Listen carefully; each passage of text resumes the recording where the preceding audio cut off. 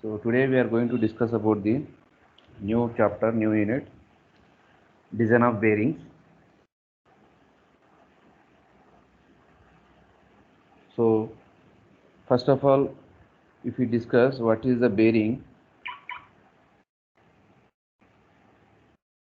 So bearing is nothing but is a machine element which support another moving element and permits the relative motion between the uh, two contact surfaces. So see here in the figure you can find. So in the figure you can find there are two contact surfaces. One is the this is the one is the this is the and one is the this is one.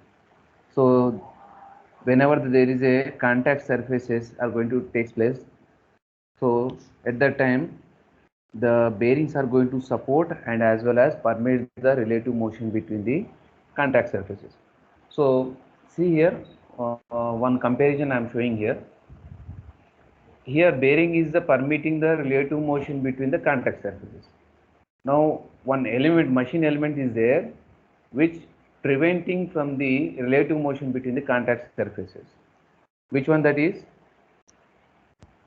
That is key. The key is the element, that is, key is a mechanical element that is going to prevent the relative motion between the contact surfaces.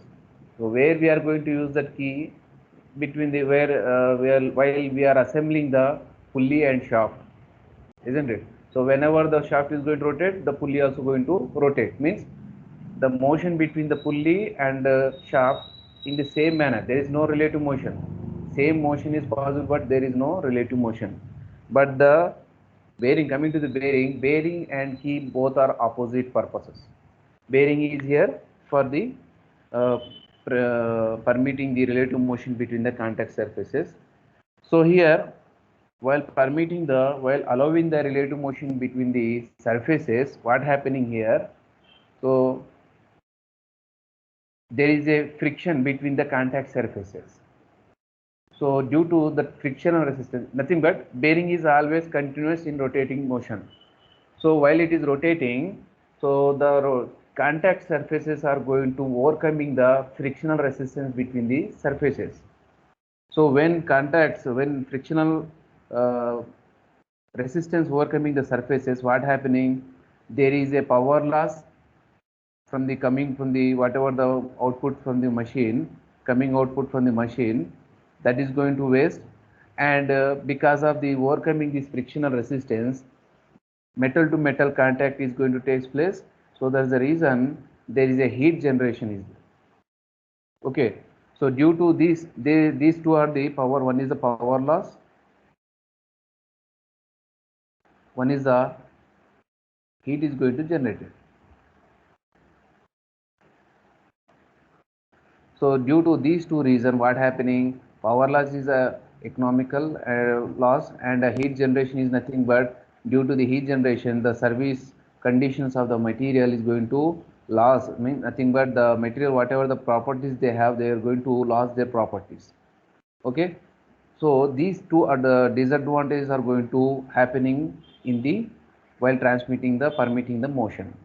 So to avoid these failures, what we are doing, we are applying the some lubrication between the contact surfaces.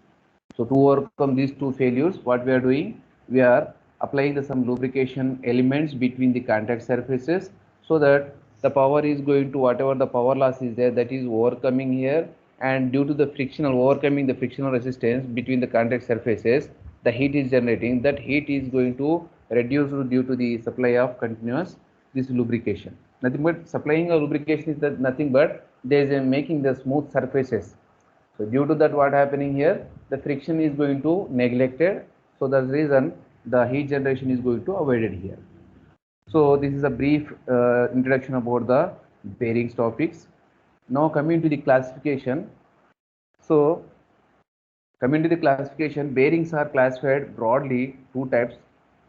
One is depending upon the direction of load applied. One is depending upon the nature of contact.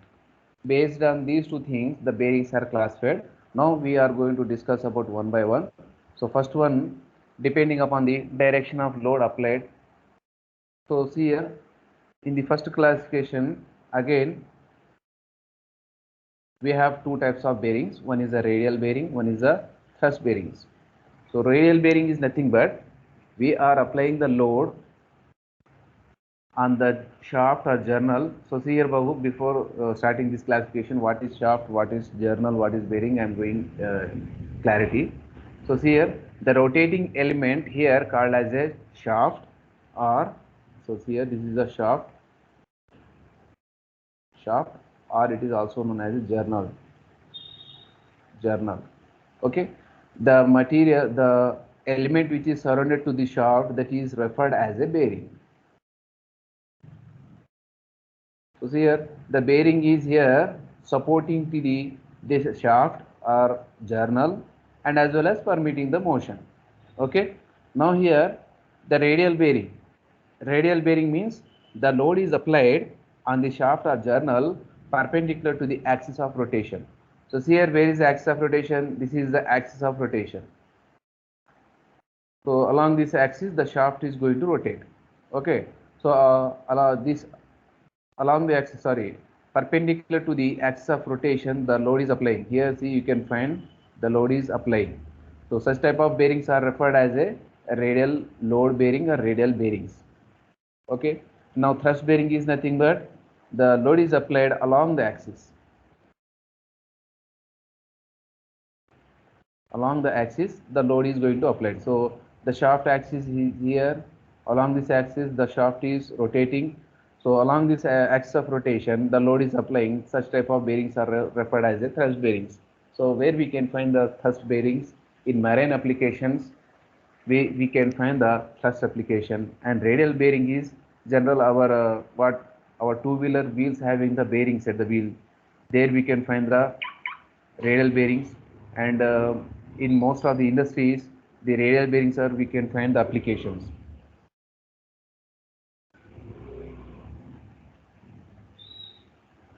Okay. Now these are the classification depends upon the application of load. Now second classification is that depending upon the nature of contact the bearings are classified again two types. One is a sliding contact bearing, one is a rolling contact bearing. So sliding contact bearing is nothing but between the journal and bearing, both are the contact to each other. Okay, so here the contact surfaces, between the contact surfaces there will be sliding action exist. So that's the reason the name is given as a sliding contact bearing. Okay, now another one is this is the alternate name for the sliding contact bearing is a frictional bearing.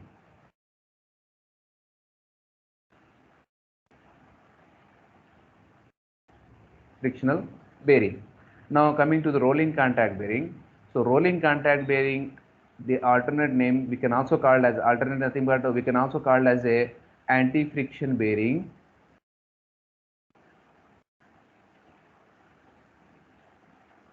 Bearing, because the contact surfaces are going to avoided by direct contact, means between the contact surfaces rollers or balls are going to inserted.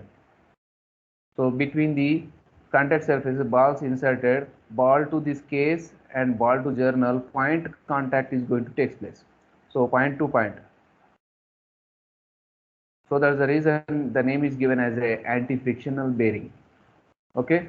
So this is referred as a rolling contact bearing, means the rolling action is going to take place inside the bearing. So balls or rollers are going to insert it between the contact surfaces. Okay. So this one is known as a bearing, and these are all the balls, and this is the shaft. This is the shaft. Okay. Now this is about the classification. Now this our third unit is having the discuss about the only two types of bearings. One is the sliding contact bearing, one is about the rolling contact bearing. It means we are going to design about the second category. Okay. So first one is the again the sliding contact bearing. So just now I said our syllabus is prescribed syllabus is discuss about the sliding contact bearing and as well as rolling contact bearing. So in that first one,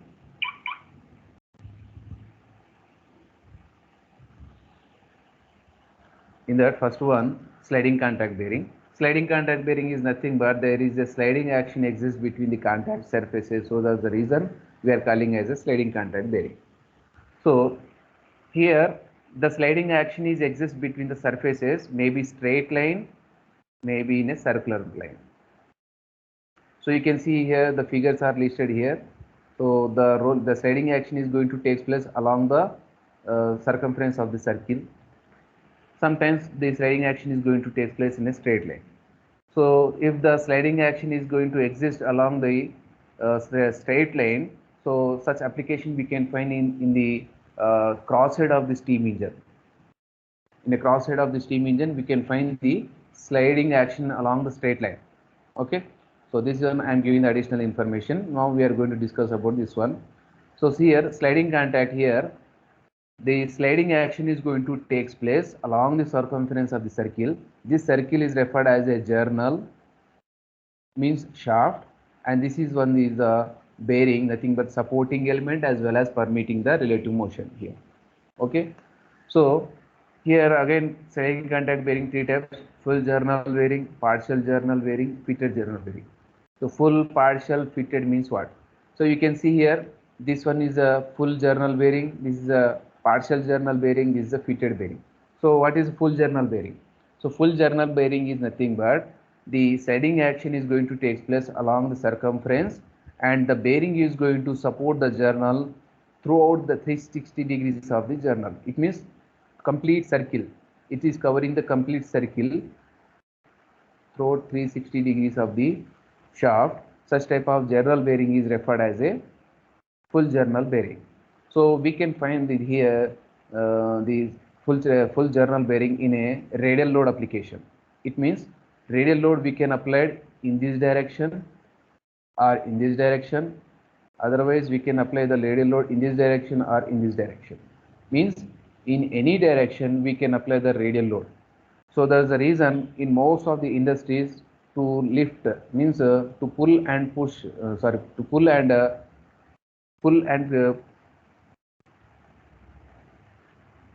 pull this component and place another next place.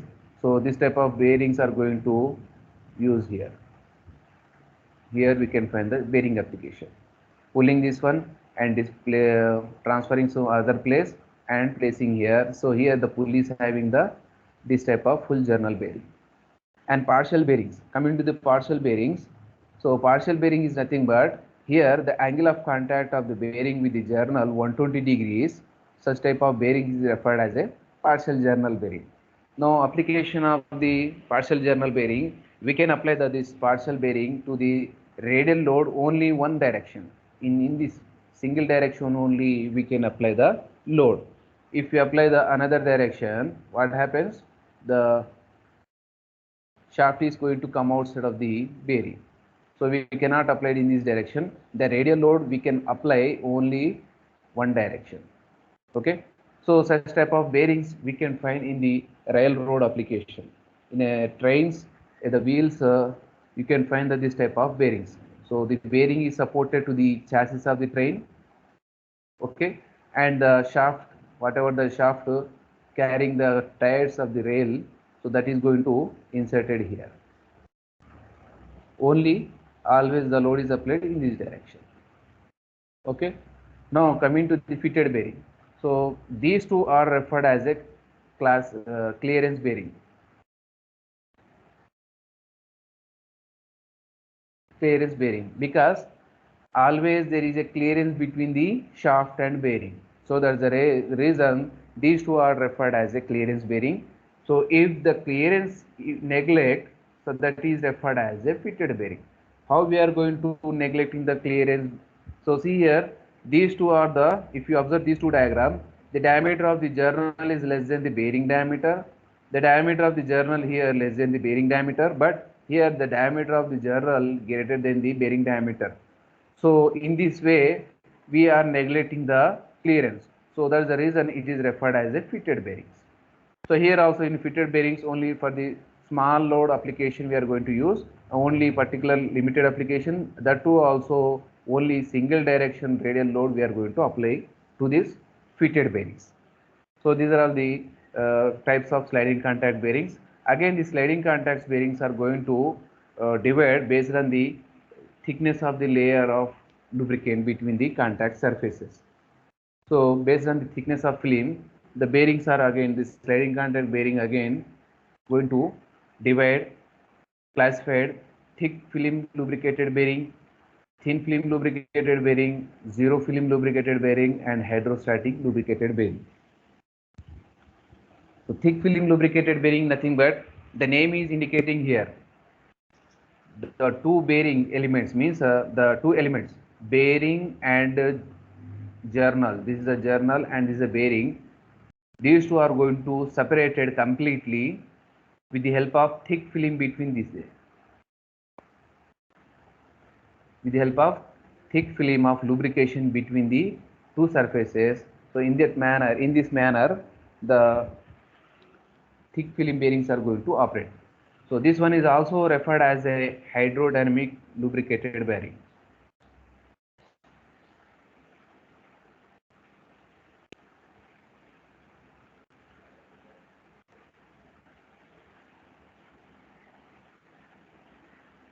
This one also referred as a hydrodynamic lubricated bearing. Okay. Thin film lubricated bearing, nothing but thin film means the two surfaces are going to separated completely by the maintaining the fluid film very thin. So this type of bearings also referred as a boundary layer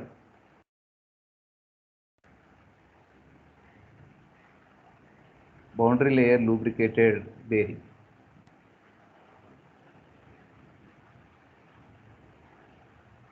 So this type of theory you can expect for the short answer question, and especially the hydrodynamic lubricated bearing is a very important. Every time in short answer questions they are going to ask about the what is hydrodynamic lubricated bearing. Okay. Now zero film lubricated bearing, zero film nothing but also we can call as a fitted bearing, because there is no oil present between the contact surfaces. There is no contacts, there is no lubricating oil, and the diameter of the journal is greater than the bearing diameter. So that's the reason this one is also referred as a fitted bearing. Hydrostatic lubricated bearing. So hydrostatic lubricated bearing is nothing but the contact surfaces are going to separated with the thick film of lubrication. The contact surfaces are going to separated by the thick film of lubrication. Sir, you already said this definition to the thick film. Again, you are repeating here. Why, sir? What is the difference? You may ask. You may get the doubt. So see here, this is particularly applied for the steady loads. So this steady load, while means there is no motion. When there is no motion, this separation is not possible. When it is motion, say this is applicable for the motion. The elements are in a motion. This is applicable. Means this is also possible, not applicable. This is a possible. But when there is no motion, what happens? Suppose the bearing and the bearing system is fully filled with the lubricating. So what happening here? So because of the weight of this one shaft, it is going to touch the bottom of the bearing. This is not possible. So that's the reason this is not possible. So when it is going to rotate, it is going to achieve the central axis of the bearing. So this is going to apply for particular steady loads. When it is going to possible completely, we have to apply the lubricating oil with pressure system. Means we have to pumping the oils continuously with high pressure. This is going to happens means the contact surfaces are going to separate with the thick film of lubrication. So when there is no motion, such type of application is referred as a hydrostatic lubricated bearing. Okay. So it means this is application for the static load. This is for the loads are in motion, means dynamic load.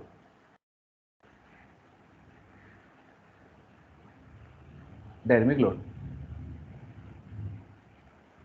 Now see here, the hydrodynamic lubricated bearing. Just now I said this is very important for the 2 marks question. How the hydrodynamic lubricated bearing is going to operate itself. So hydrodynamic lubricated bearing is nothing but the thick film of lubrication is going to separate the two contact surfaces completely. First point, that is one. How it is going to separate? So when the bearing is supplied with sufficient lubrication, the pressure is going to build up in the clearance space when the journal is rotating about the axis that is eccentric with the bearing axis. So just wait. I want to see here with this diagram. So see here, when the bearing is fully with the lubricating oil, so the pressure to the lubricating oil created to flow inside this channel. Okay, so initially it is the shaft is rotating eccentrically to the bearing axis. See, the bearing axis is here and the shaft is axis here. The shaft is rotating eccentrically to the bearing. So at this time what happened? The fluid, whatever the fluid is present inside, the pressure is created on the fluid to flow in this manner. Okay. So the loads can be supported by this fluid pressure without any actual contact between the journal and bearing. Now, the load carrying ability of the hydrodynamic lubricated bearing arises simply because of the viscous fluid resists the being a push around. So just now I said the lubricating oil is going to create a pressure on the lubricating oil to move inside the channel. So to move in this channel.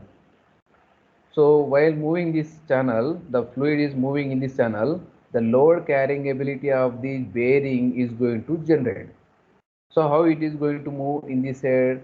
Because of the two reasons. One is the flow of viscous fluid in the converging channel, the channel that referred as a wedge film lubrication.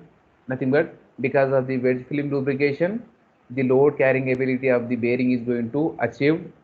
Another next point is the resistance of the viscous fluid is to be being squeezed out from the approaching surfaces.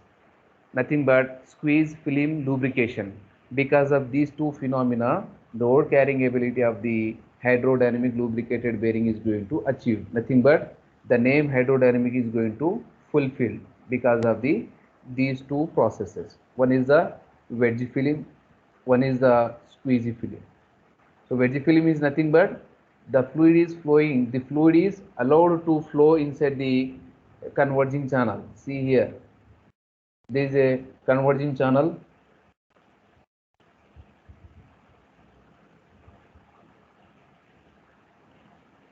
There is a converging channel here, you can find in this region.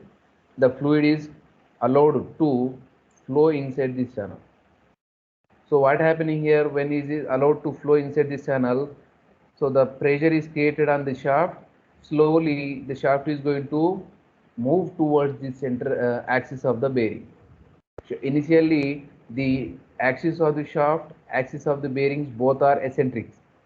Now because of motion of continuous motion generating here, the fluid is going to the whatever the oil is going to present below this one, creating pressure upward direction. So that's the reason the shaft is going to meet the center axis. Nothing but the shaft is going to concentric with the bearing axis.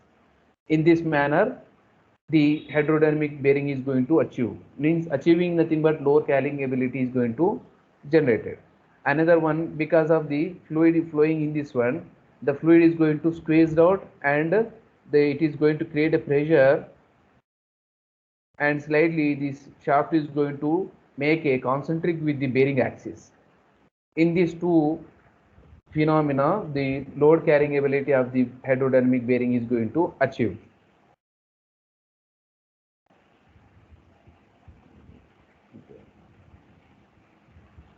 Okay. Now properties of the sliding contact bearing. So while selecting the material for the manufacturing of the bearing, that material should have these properties. So what are those properties I listed here? Compressive strength, fatigue strength, conformability, embeddability, corrosion resistance, thermal conductivity.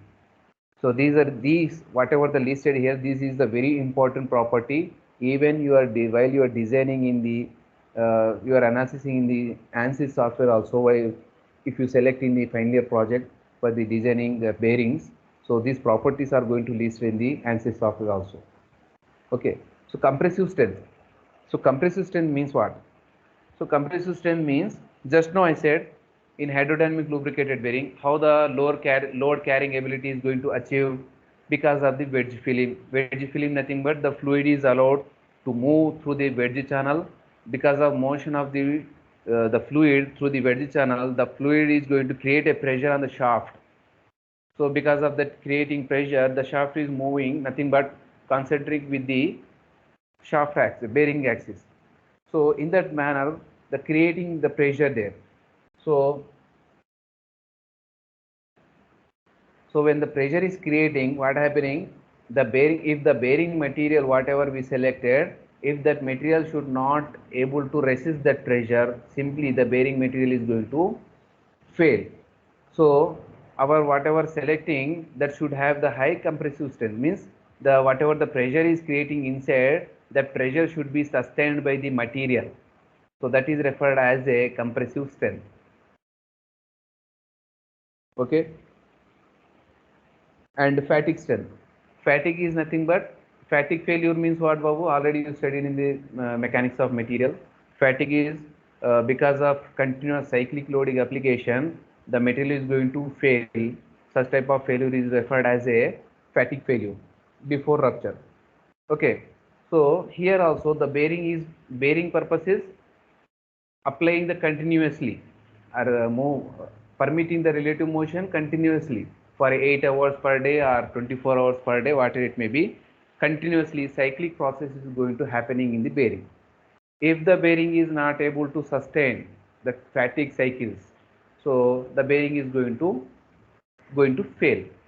So fatigue strength should have, whatever the material you are selecting for the bearing manufacturing, that bearing material should have the high fatigue strength to sustain the cyclic loadings. Conformability.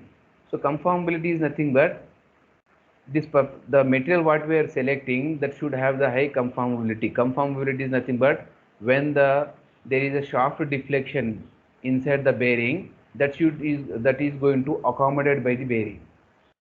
So that shaft deflections are going to controlled by the bearing. So that is referred as a conformability.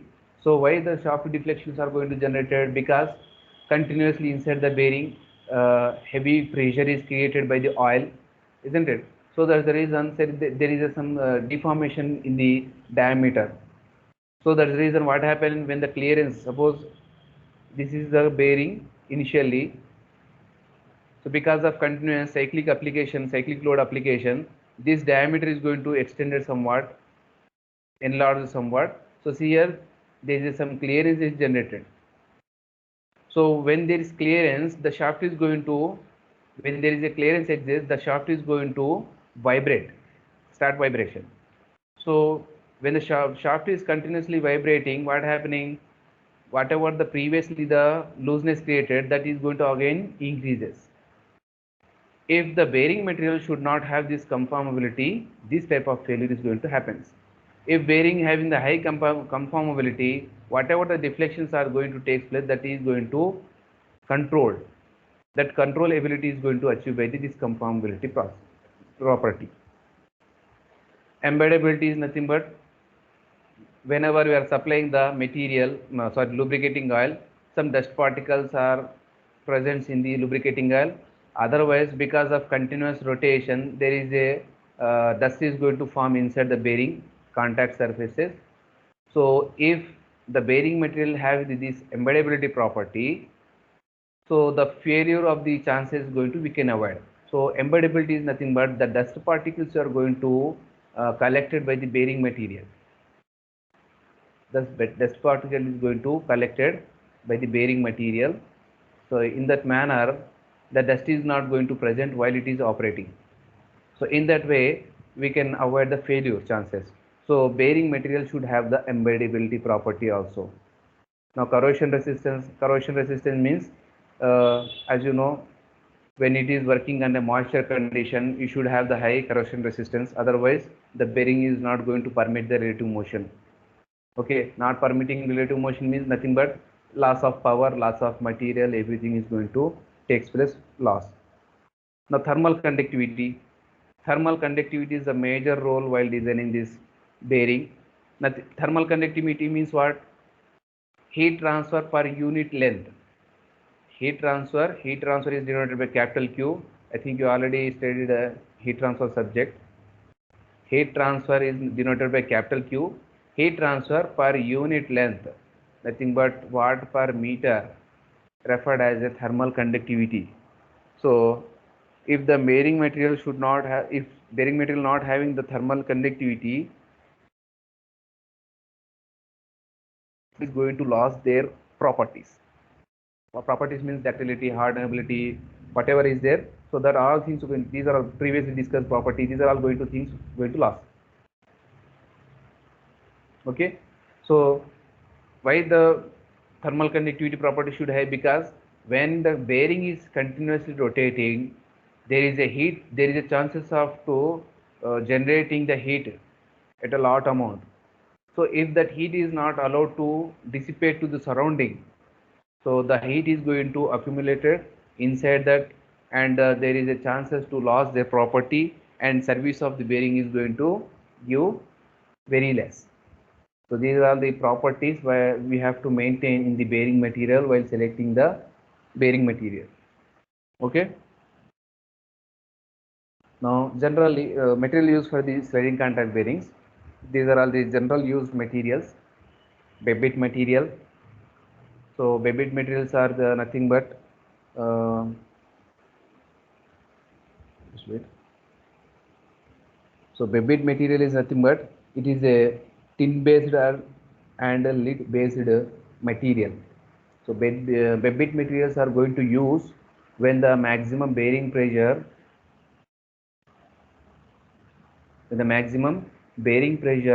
should not exceed this limit. It means while designing the bearing, such type of bearing, the bearing pressure values are appearing, so we can refer to this Babbitt material. So again, Babbitt material to there is a two material. Just now I said there is a tin based and lead based material. So tin based composition I listed here.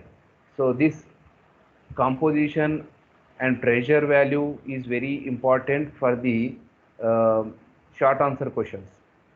Okay, don't neglect about this particularly this material used for the bearing.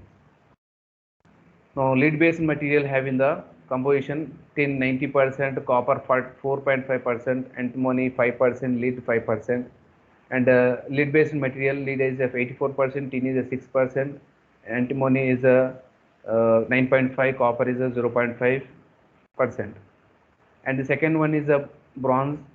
So it is a alloy of copper, tin, and zinc. So these materials again gun based material and phosphorus bronze based material. So compositions are very important in here. Copper 88%, tin 10%, zinc 2%. Here copper 80, tin 10, lead 9%. One more thing I want to tell you, Babu. This composition, this tin based, lead based, gun metal, phosphorus bronze metal, and this silver, you can expect gate questions also. These compositions are going to ask in the gate examination. So better you have to remember these values. Okay. And now the bronze material application should not, maximum bearing pressure should not exceed the 14 bars or Newton per mm square. And cast iron, the bearing pressure is limited 3.5 Newton per mm square for the speed of 40 meters per minute. So no neglect, but this is a very important. The pressure limited, when there is a pressure limited 3.5, so we can prefer the cast iron material. And silver is the important material because silver is having the high thermal conductivity. So that's the reason this silver material is going to use in aircraft applications. So because aircraft wheels or aircraft bearings were engine rotating with a very high speed, and there is a lot of heat is going to generated per minute or per hour. Okay, so if the bearing should not having the high thermal conductivity, just now I said what happens, the material is going to lose their properties. So that's the reason the bearing whatever we are selecting should have the high thermal conductivity. So as per the application, so aircraft is having the, as you know, aircraft engine rotating with a heavy speed, and the wheels also, aircraft wheels, when it is landing, so with the heavy speed the wheels are going to rotate. So at that time, heavy, there is a chance of heavy heat generation. So that's the reason, specifically remember Babu, this question also every time in gate examination also you can find the application. For the aircraft application, what type of bearing material we are going to use, such type of questions are going to every time, regular question. The silver is a material. Okay, particularly this slide, whatever the material I listed, these are all the in competitive exam also, not only for the your academics. After completion of your graduation, if you want to write a gate examination or further public sector units, this slide is going to give the your more information. Now coming to the terminology used in a hydrodynamic lubricated bearing. So every time I am repeating, terminology is very important. So here also terminology arrived. So without terminology, you can't.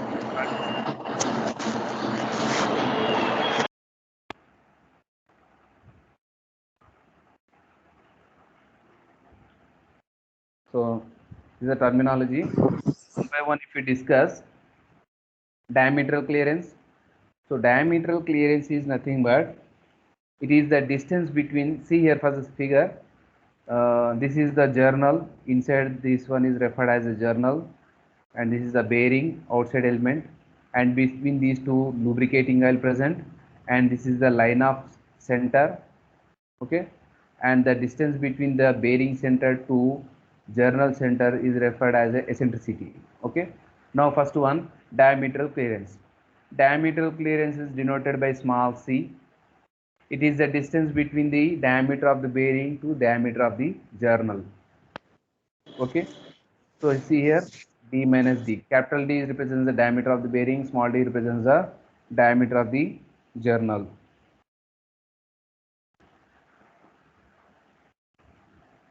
Somebody is making continuously noise, Babu.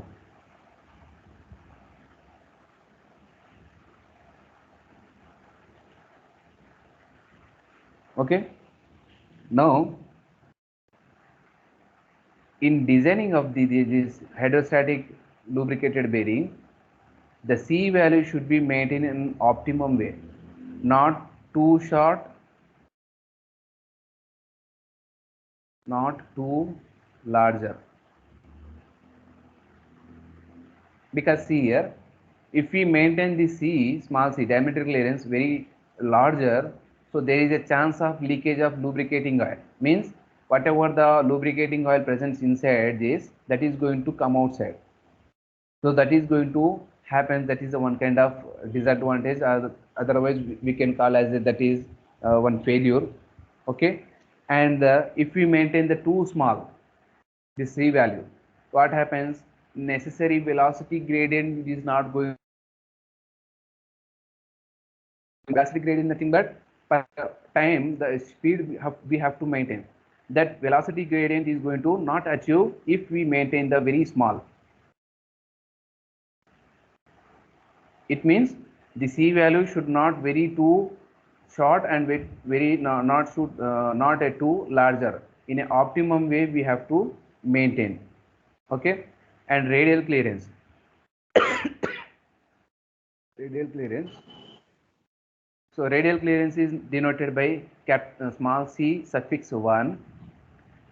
So by seeing the equation we can conclude it is a radial distance between the radial distance means radius of the bearing and the radius of the journal. It is a difference between radius of the bearing and radius of the journal that gives the radial clearance. So radial clearance also we can write the equation c by 2, that is diameter clearance by 2.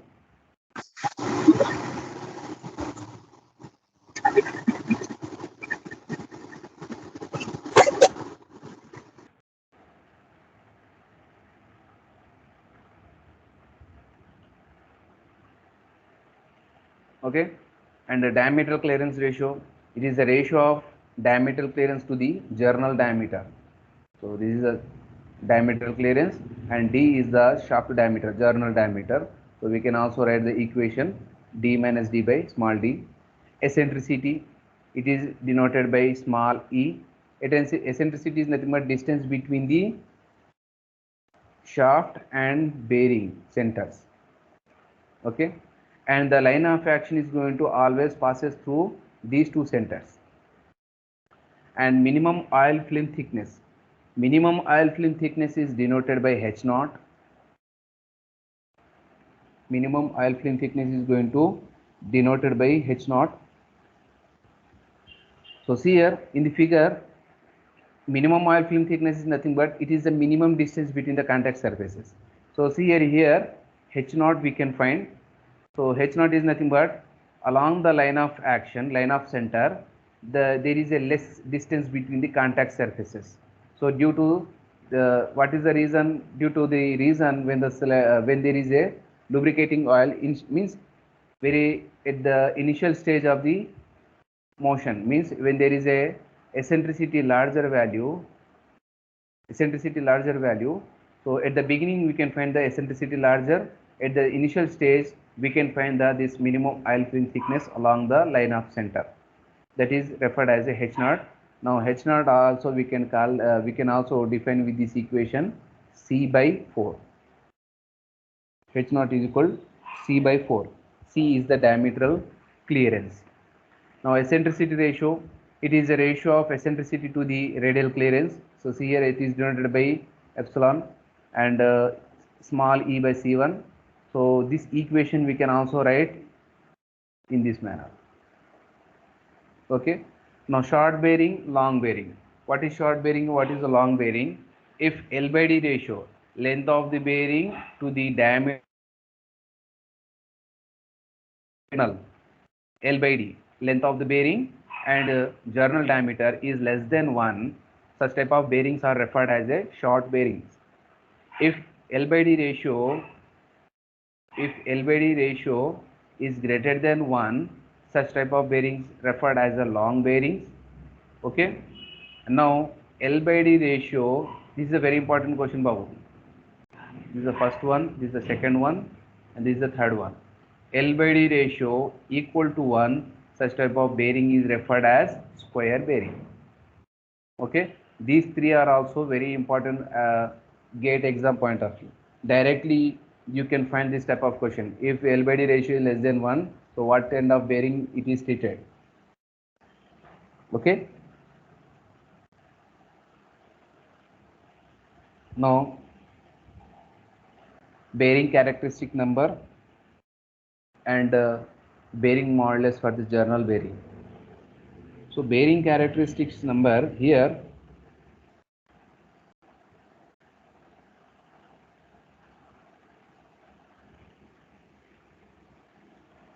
coefficient of friction is there. First initially let me write coefficient of friction equal pi into Zn by P, comma D by C, comma and L by D. Okay. Now here where I written the coefficient of friction, the coefficient of friction in designing of bearing is going to play vital role. Means the performance of the bearing is going to decided based on the coefficient of friction. So in this coefficient of friction, the terminology I am writing Zn by P, D by C, L by D. So the terminology Zn by P is referred as a bearing characteristic number, and this is a dimensionless number, and this is going to denoted by K. This is going to denoted by K. So not always, Babu. This Zn by P is going to called as a K, not in all cases. In particular one, some cases are there. In that case it is going to called as a K. That K is referred as a bearing modulus. In particular, see in this diagram. So particular in this case only, particular in this case, not in S case, not in R, not in a Q, not in a P, particular at the point A only, the Zn by P term is referred as a K. This particular term referred as a K in this situation is referred as a bearing modulus. It means, see here, McKee brothers, they derived some relations. They taken the hydrodynamic lubricated bearing. So I am drawing the hydrodynamic lubricated bearing here.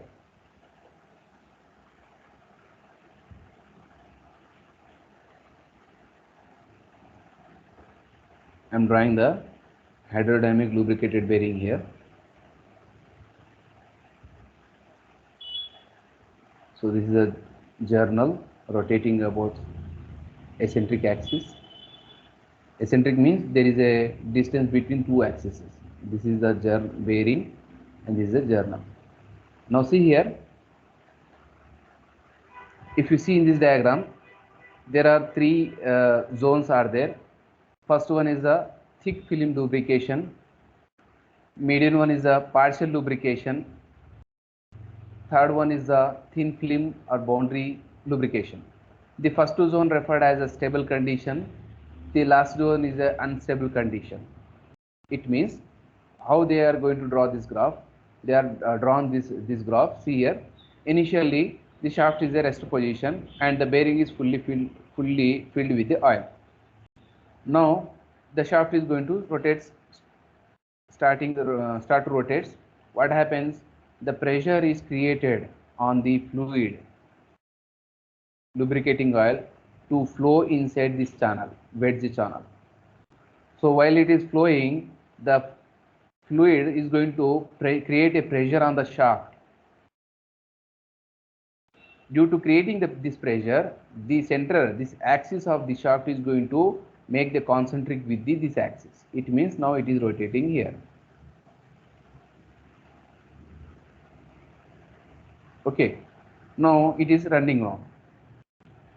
So around this shaft, the lubricating oil is whatever is present here, that is referred as a thick film lubricated bearing. Now this zone is referred as a stable. Now because of continuous application, there is a heat is going to generated in the oil because of continuous contact with this lubricating oil with the surface.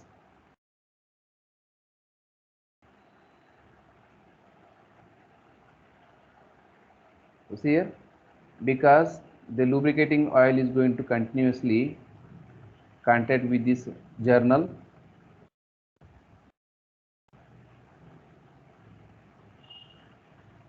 Okay, now because of this reason, what happens? There is a rising in temperature of the lubricating oil. So when the temperature increases, what happens? The viscosity of the lubricating oil is going to decreases. So that's the reason what happens. Again, slowly the shaft is going to fall down slowly, because there is a viscosity is going to decreases and the pressure whatever acting on the shaft, that is going to decrease. So that's the reason shaft is going to slightly come down, and there is a chance to metal contact takes place here. The bearing and the journal is going to contact takes place here. So that region is indicating here partial lubricated bearing. Means sometimes the metal to metal contact going to takes place. Again, sometimes the lubricating oil is going to present. So that's the reason the zone name is given as a partial lubricated bearing. And see here, sometimes I said metal to metal contact takes place, and sometimes the thin film is going to present. So sometimes I am referring as sometimes. So that's the reason this zone is referred as unstable. Means the bearing is going to operate some situation in this zone. In some situation in this zone, the bearing is going to operate. Okay, so continuously it is going to happen. When the temperature, if you provide the outside, from the outside, if you provide the cooling system, additional artificial cooling, so at that time what happen, whatever the heat is present in the lubricating oil, that is going to rejected, and the viscosity is going to again increases. Again what happens, the load carrying ability of the bearing is going to increases. Again the stable condition we can achieve here. So to avoid this region, metal to metal contact, we have to maintain the Zn by P at least 3 times the K value. It means the metal to metal contact takes place at the particular this situation, that is referred as a bearing modulus. To avoid this critical situation, Zn by P, we have to maintain minimum 3 times of the K value. See here, the bearing should be designed the value of Zn by P at least 3 times the minimum value of the bearing modulus K. Minimum value of 3 times of the K. This is for the light load application. Now when the subjecting to the fatigue loading fluctuations, so at this time the Zn by P value we have to maintain at least 15 times the K value. Zn by P is the bearing characteristic number, it is a dimensionless parameter, and this one we have to maintain 15 times the K value. K is the bearing modulus. So bearing modulus, K, both Zn by P both are same meaning, but this Zn by P at this critical situation is referred as a K. So this relation is given by the Mackey brother. They done a lot of experiments on this phenomena, and they given these two relations Zn by P at least 3 times of the K value, at least 15 times the K value. This is for the minimum light load application, and this is for the fluctuation fatigue loading. Now coefficient of friction. After doing the number of experiment, they given some relation, that is coefficient about for the coefficient of friction, that is mu equal this equation at any cost we need to remember, Babu, that is Zn by mu is equal 33 by 10 to the power of 8 into Zn by P into D by C plus K. Now what is Z? Z is the absolute viscosity of the lubricating oil.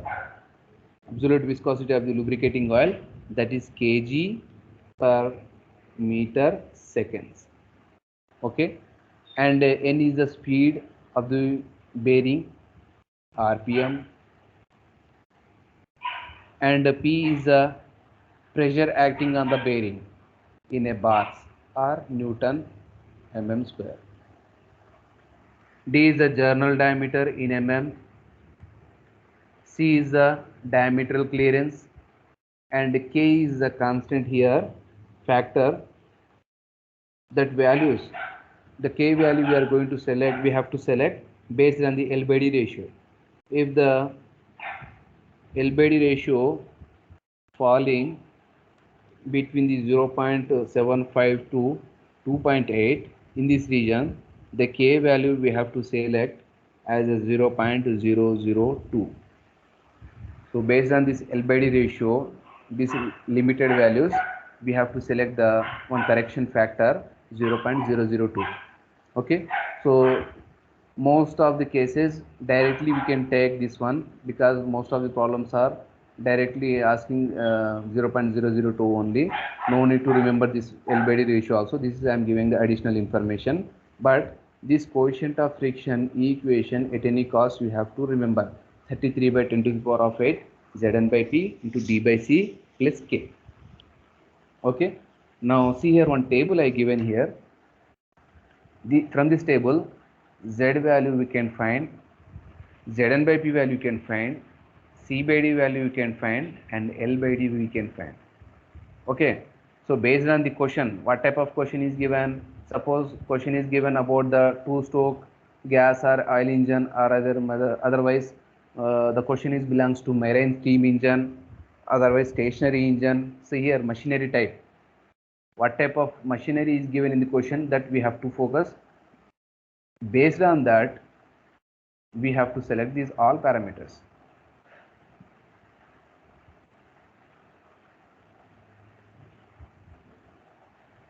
Okay, so in most cases we are not going to select this value, and this value, only we are going to selecting the L by D ratio. Okay, so if you remember the 1 and 2 and 3, the initial values, that is enough. Okay, but this table is very important now. Now critical pressure. So critical pressure is nothing but the pressure at which metal to metal contact is going to take place. That pressure is referred as a critical pressure. It means when there is a metal to metal contact takes place, the fluid is going to create a pressure on the shaft to raise upward. So at that particular time, the critical situation, the pressure whatever is generating, that pressure is referred as a critical pressure. And this is a empirical relation. We need to remember Zn by 4.75 into 10 to the power of 6 into d by c whole square into L plus L by d plus L. L is the length of the bearing, D is the general diameter. Okay, and Sommerfeld number. Sommerfeld number is a dimensionless parameter. So the scientist name is given to this equation Sommerfeld, Zn by P into d by c whole square. So for this safe design purpose, this value we have to maintain 14.3 into 10 to the power of 6. So this equation where we are going to apply when we are unable to calculate one unknown parameter, for example. So at that time we are able to calculate one unknown parameter because Sommerfeld number safe design purpose the already value is given 14.3 into 10 to the power of 6. Now which one is unknown? Whatever is given in the not given in the question, maybe Z value, maybe N value, D value or C or P value, we can easily find out. Okay.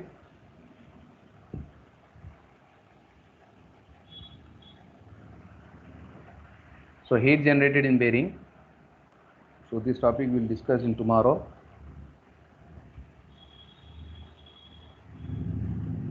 So far today topic, do you have any doubts? You can ask Bob.